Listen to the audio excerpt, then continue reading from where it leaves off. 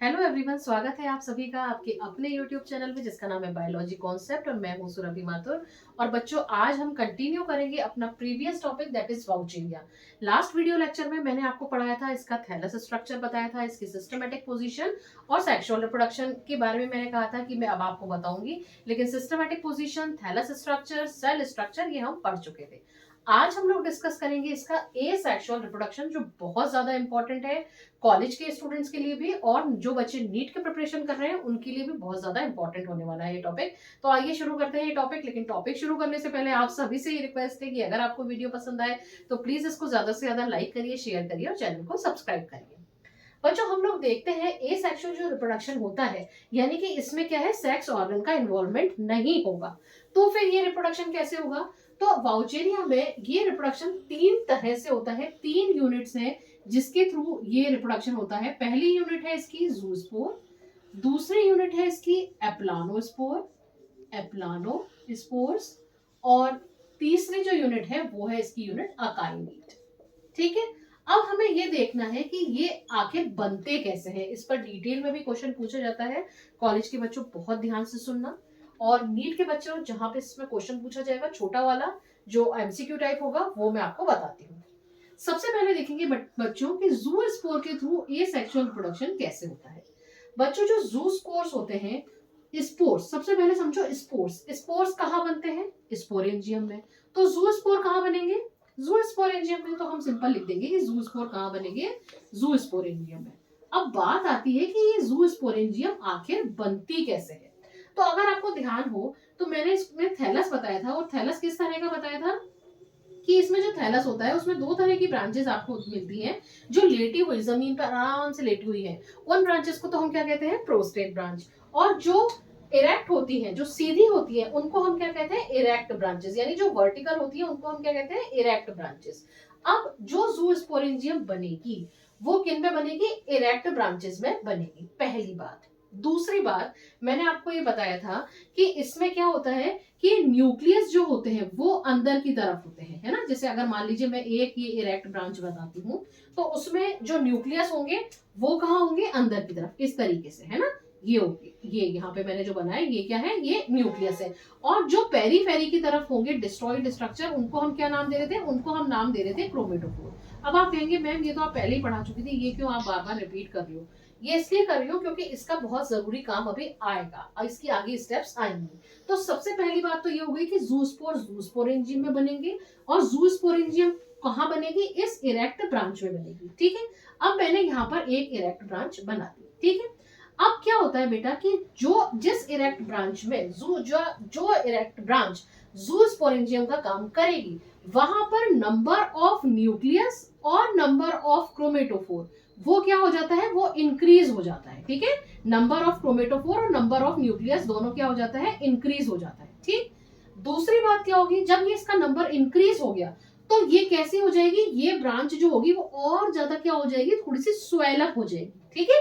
और अब क्या होगा? इसके बेस पर, यानी कि इस ब्रांच का बेस क्या हुआ? ये हुआ इस ब्रांच का बेस। यहाँ पर क्या होगा? एक फॉर्मेशन हो जाएगा किसका? सेप्टा का। तो मैं यहाँ लिख देती हूँ क्या है? Septa formation. Septa formation. और नंबर ऑफ क्रोमेटोफोर और न्यूक्लियाई तो यहाँ पर इंक्रीज हो ही गए हैं। अब क्या होगा? यहाँ पर एक नाम आएगा जो वॉलवर्क्स में भी आपने पढ़ा था, और उसको यहाँ पे अलग तरीके से डिस्क्राइब किया गया है। वो क्या है? वो वर्ड आएगा, वो वर्ड है इनवर्जन। याद करो, हम लोगों ने वॉलवर्क्स में भी पढ़ा था। ये वॉलवर्क्स में क्या हो रहा था? पोजीशन चेंज हो रही थी किसकी? जो प्लेकिया स्टेज आई थी, फिर 8 से 16 32 स्टेज आई थी। तो वो जो पर्टिकुलर जो सेल बन रही थी उसमें जो पॉइंटेड एंड पहले अंदर की तरफ था वो पॉइंटेड एंड पेरीफेरी की तरफ आ गया था। ये हमने वॉलवर्क्स में देखा था। यहाँ पर तब वहां पे इसको इन्वर्जन कह रहे थे। और साथ ही साथ क्या हो रहा था वहां पे कि पीछे से प्रेशर लग रहा था 32 सेल स्टेज में, जिसकी वजह से जो सेल की जो पोजीशन थी वो चेंज हो गई थी। यहां पर क्या होगा इन्वर्जन में? यहां पर जो न्यूक्लियस कहाँ थे? अंदर की तरफ थे, वो कहाँ चले जाएंगे? पेरीफेरी की तरफ। यानी अगर मैं बनाऊं डायग्राम, तो ये मैंने बनाया, ये इरेक्ट ब्रांच जो स्वेल अप हो चुकी है। अब यहाँ पर ये तो आ गए क्या? न्यूक्लियस। ये जो मैं बना रही हूँ ये क्या है? न्यूक्लियस। ये देखो, ये जो बने ये क्या हुए? ये न्यूक्लियस। ठीक है। और जो क्रोमेटोफोर पेरीफेरी की तरफ थे वो कहाँ आ गए? अंदर की तरफ आ गए। और ये प्रोसेस क्या कहलाएगी? इन्वर्जन। अब क्या होगा, जो हर न्यूक्लियस है उस हर न्यूक्लियस से दो फ्लैजिला डेवलप हो जाएंगे, ये दो फ्लैजिला डेवलप हो गए। ठीक है, तो यानी ये कैसा स्ट्रक्चर हो गया, ये multi nucleated multi flagellated structure हो गया। मैंने केवल इधर बनाई है, सभी जगह बनेगी। और जो साथ के साथ जो साइटोप्लाज्म था वो साइटोप्लाज्म क्या हो गया, श्रिंक हो गया। यहां तक बात समझ में आ गई। अब क्या होगा कि यहां पर बनेगा एक पोर, और ये जितना भी कंटेंट है, जितना भी कंटेंट का मतलब सारे के सारे न्यूक्लियस प्लस डिस्कॉइड क्रोमेटोफोर्स जितने भी हैं प्लस साइटोप्लाज्म, वो सारा का सारा इस पोर के थ्रू बाहर आ जाएगा कुछ इस तरीके से। ये देखिए, ये आ गया यहाँ पे, ये तो है न्यूक्लियस, ये देखो ये न्यूक्लियस, इससे निकल रहे हैं क्या, दो फ्लैजिला, ये इस तरीके से। ये देखो यहाँ पे ये दो फ्लैजिला, ठीक, ये आ गए, ये बाहर आ गए, पूरी पेरीफेरी पे बनेंगे। ये देखिए, ये हर न्यूक्लियस से आपको दो फ्लैजिला निकालनी है, और अंदर की तरफ आपको क्या बनाना है, डिस्कॉइड क्रोमेटोफोर। और सेंटर में क्या रहेगी, सेंटर में रहेगी वैक्यूल। ये क्या बना रही हूं मैं, ये डिस्कॉइड क्रोमेटोफोर बन रहा है, और ये क्या बन जाएगी, ये हो जाएगी वैक्यूल। इस स्ट्रक्चर को, जो कैसा है, मल्टी न्यूक्लिएटेड और मल्टी फ्लैजिलेटेड है, इस स्ट्रक्चर को हम एक नाम देंगे सिंजूस्पोर। जो बच्चे नीट की प्रिपरेशन कर रहे हैं उनके लिए ये बहुत बहुत बहुत इंपॉर्टेंट टर्मिनोलॉजी है कि सिंजूस्पोर्स क्या होते हैं। तो multi nucleated multi flagellated zoospore को हम कहते हैं सिंजूस्पोर। यहां तक बात समझ में आ गई। अब क्या होगा, ये फ्लैजिलेटेड स्ट्रक्चर जो है थोड़े टाइम रेस्ट करेगा, इसमें से जो फ्लैजिला है वो डीफ्लैजिलेटेड हो जाएंगे, यानी कि फ्लैजिला लुप्त हो जाएंगी, और अब कुछ इस तरीके का स्ट्रक्चर आ जाएगा। मैं यहाँ पे बना रही हूँ, यहाँ पे इसको इरेज कर रही हूँ, एक मिनट, यहाँ पे इरेज कर रही हूँ मैं प्लानोस्पोर्स और एकाइनेट, और ये स्ट्रक्चर कुछ इस तरीके का हो जाएगा। ठीक है, यहाँ पर ये न्यूक्लियस रहेंगे, ये न्यूक्लियस रहेंगे, और अंदर की तरफ डिस्कॉइड क्रोमेटोफोर रहेंगे, डिस्कॉइड क्रोमेटोफोर रहेंगे, ये इस तरह से, और सेंटर में वैक्यूल रहेगी। अब थोड़े टाइम बाद क्या होगा, ये जर्मिनेट करेगा, और जर्मिनेट करके क्या कर देगा, नया थैलस बना लेगा। एक बार वापस से समझ लो, बिल्कुल भी इस बात की चिंता मत करना कि हम एग्जाम में कैसे आंसर लिखेंगे, क्योंकि मैं इसके जो भी की पॉइंट्स है उसको मैं डिस्क्रिप्शन बॉक्स में डाल दूंगी। समझते हैं कैसे। सबसे पहली बात, वाउचेरिया में जो एसेक्सुअल रिप्रोडक्शन हो रहा है किसके थ्रू हो रहा है, जूस्पोर्स के थ्रू। जूस्पोर जिस स्ट्रक्चर में बनेंगे उसको हम कहेंगे जूस्पोरेंजियम। जूस्पोरेंजियम हमेशा बनेगी किसमें, इरेक्ट ब्रांच में। जो इरेक्ट ब्रांच होगी उसका जो एपेक्स है, जो उसका शीर्ष है, जो उसका जो टर्मिनल वाला पॉइंट है, वो क्या हो जाएगा, वो फूल करके ऐसा कैसा हो जाएगा, स्वेलअप हो जाएगा। क्यों, क्योंकि इसमें नंबर ऑफ न्यूक्लियाई और क्रोमेटोफोर ये दोनों क्या हो गए हैं, इंक्रीज हो गए हैं।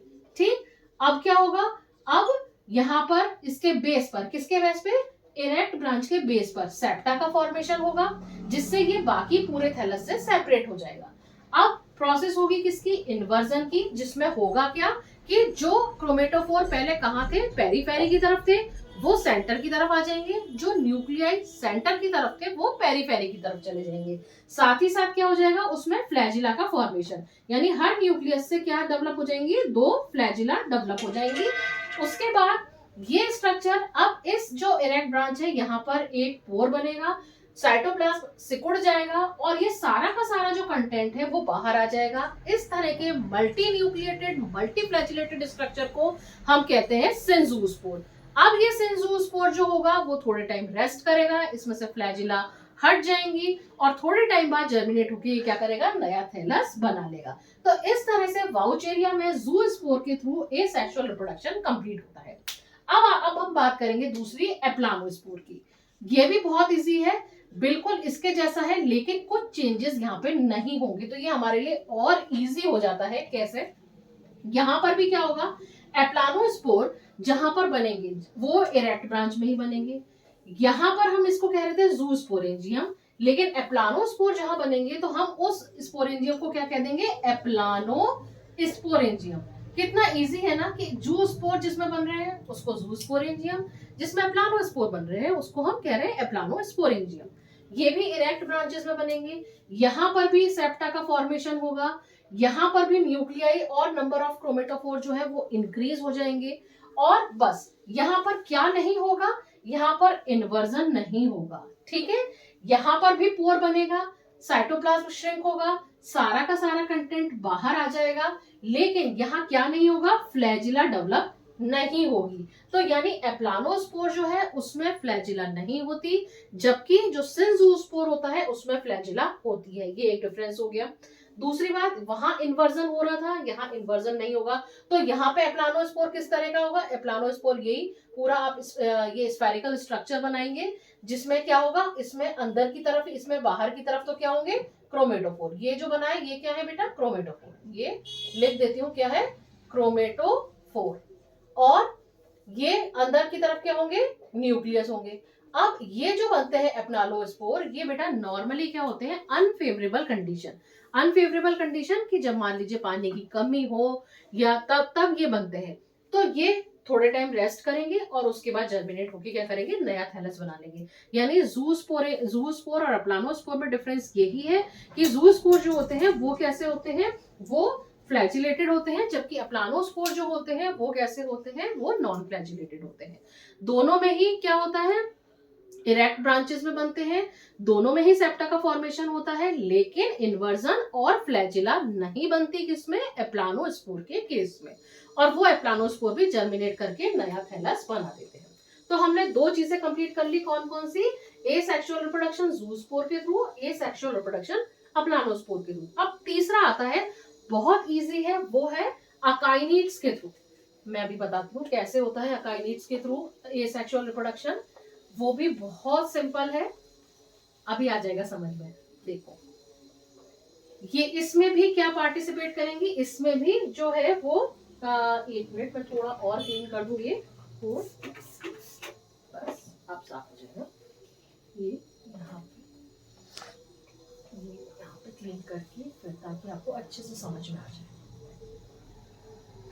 एक मिनट और क्लीन कर लिया, एक कपड़ा साफ कर लेते हैं। ये अब इतने पोर्शन में हम आराम से समझ लेंगे अकाइनीट के थ्रू रिप्रोडक्शन। ये अकाइनीट के बच्चों पहले नाम याद रख लो कि अकाइनीट हम किस किस को कहते हैं। अकाइनीट बोलो या सिस्ट बोलो या हिप्नोस्पोर बोलो, एक ही बात है। दूसरी बात, अकाइनीट हमेशा हमेशा और हमेशा कब बनते हैं? अनफेवरेबल कंडीशन में बनते हैं। दूसरी बात।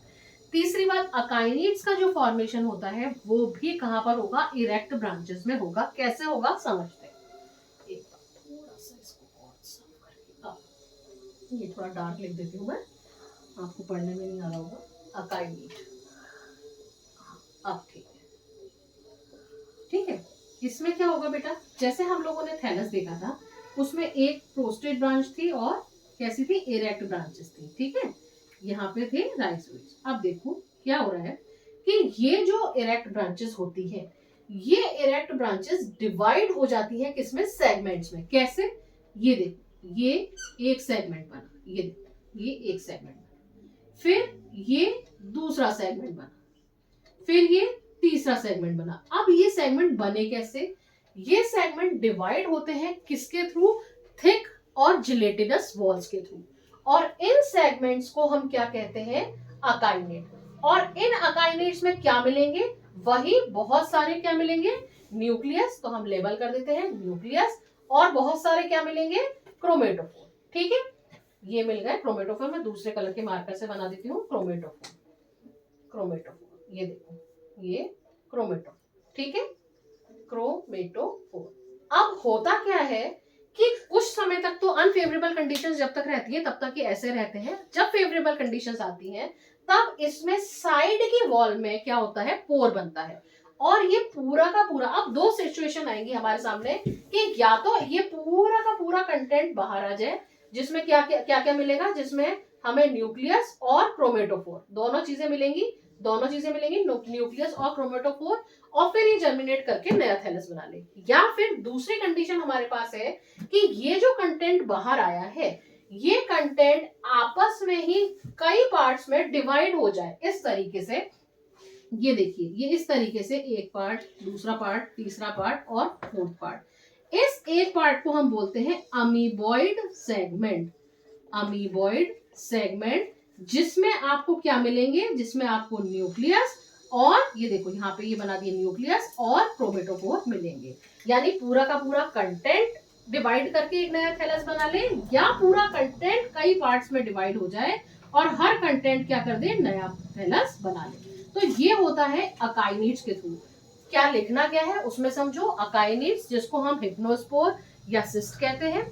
दूसरी बात, अकाइनिड्स का फॉर्मेशन किसके थ्रू होता है, जिसमें इरेक्ट ब्रांच जो होती है वो इरेक्ट ब्रांच डिवाइड हो जाती है थिक और जिलेटिनस वॉल के थ्रू कई पार्ट्स में, या आप कह सकते हैं कई सेगमेंट्स में। फिर क्या होगा कि ये हमेशा अनफेवरेबल कंडीशंस में बनेंगे, साइड वॉल में एक पोर क्रिएट होगा और सारा का सारा कंटेंट बाहर आ जाएगा जो जर्मिनेट करके नया थैलस बना देगी। या फिर ये जितना भी कंटेंट बाहर आया है वो पार्ट्स में डिवाइड हो जाए और पार्ट्स में डिवाइड होके हर जो पार्ट है उसको हम कहेंगे अमीबॉइड सेगमेंट या अमीबॉइड पार्ट, और वो डिवाइड करके रीडिवाइड करके नया थैलस बना ले। तो इस तरह से वाउचेरिया में एसेक्सुअल रिप्रोडक्शन कंप्लीट होता है। क्वेश्चंस कहाँ पर से पूछे जाते हैं, सबसे इंपॉर्टेंट क्वेश्चन कॉलेज के स्टूडेंट्स के लिए भी और नीट के बच्चों के लिए भी है कि सिंजूस्पोर किस में मिलता है, आपका आंसर होगा वाउचेरिया। दूसरा क्वेश्चन, सिंजूस्पोर क्या होता है, तो multi nucleated multi flagellated structure को, जूस्पोर को, जो वाउचेरिया में at the time of asexual reproduction बनता है उसको हम कहते हैं सिंजूस्पोर। तीसरा क्वेश्चन, जूस्पोर्स और अप्लानोस्पोर्स में क्या अंतर है, तो जूस्पोर्स जो होते हैं वो हमेशा फ्लैजिलेटेड होते हैं जबकि एप्लानोस्पोर्स जो होते हैं वो नॉन फ्लैजिलेटेड होते हैं। चौथी बात, जूस्पोरेंजियम में बनते हैं जूस्पोर, एप्लानोस्पोरेंजियम में बनते हैं एप्लानोस्पोर। नेक्स्ट बात, जो सिमिलैरिटी है वो क्या है कि जूस्पोरेंजियम और एप्लानोस्पोरेंजियम दोनों कहाँ बनती है, इरेक्ट ब्रांचेस में बनती है। नेक्स्ट क्वेश्चन, अकाइनिड्स क्या होते हैं, तो अकाइनिड्स बोलते हैं हम, अकाइनिड्स बोलो, हिप्नोस्पोर बोलो या सिस्ट बोलो, एक ही बात है, अनफेवरेबल कंडीशंस में बनते हैं और जिसमें पूरा का पूरा जो इरेक्ट ब्रांच है वो थिक और जिलेटिनस वॉल्स के थ्रू पार्ट्स में डिवाइड हो जाती है और जो ये सेगमेंट्स हैं वो सेगमेंट्स कहलाते हैं अकाइनिड्स जो जर्मिनेट होकर नया थैलस बनाते हैं। आज के लिए इतना बहुत है। अगले वीडियो लेक्चर में मैं आपके लिए लेकर आऊंगी सेक्सुअल रिप्रोडक्शन इन वाउचेरिया, बहुत अच्छे से हम इसको पढ़ेंगे। इसके जो कीवर्ड्स हैं या जो हमें आंसर्स लिखने होते हैं मैं डिस्क्रिप्शन बॉक्स में वो जरूर से इसको मेंशन कर दूंगी, आप जरूर देख लीजिएगा। और जाने से पहले आपसे फिर एक बार हमारा रिक्वेस्ट है कि अगर आपको वीडियो पसंद आया हो तो प्लीज इसको लाइक करिए, शेयर करिए और चैनल को सब्सक्राइब करिए। Thank you very much.